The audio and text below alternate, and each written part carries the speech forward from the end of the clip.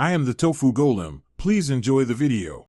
You begin by opening the workbook and selecting the cells that actually contain the conditional formatting, not just a nearby cell. Once selected, go straight to the Home tab and open Conditional Formatting. This ensures you act on the right scope. Make sure to save a backup first so you can revert if needed.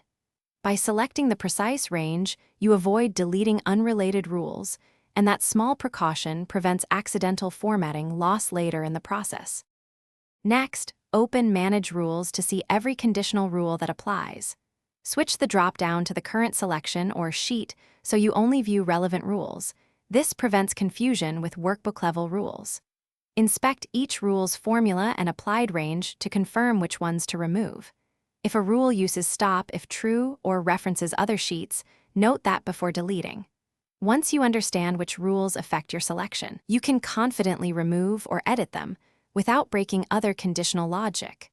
Finally, delete the identified rules and click Apply to commit changes. You will see formatting update immediately. If some residual formatting remains, use Home Clear Formats on the selection to remove direct formatting left behind. Once done, save the workbook with a new name if you want an undo point.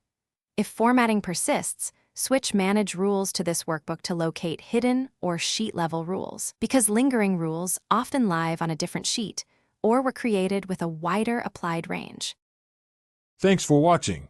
Consider subscribing if we helped you today.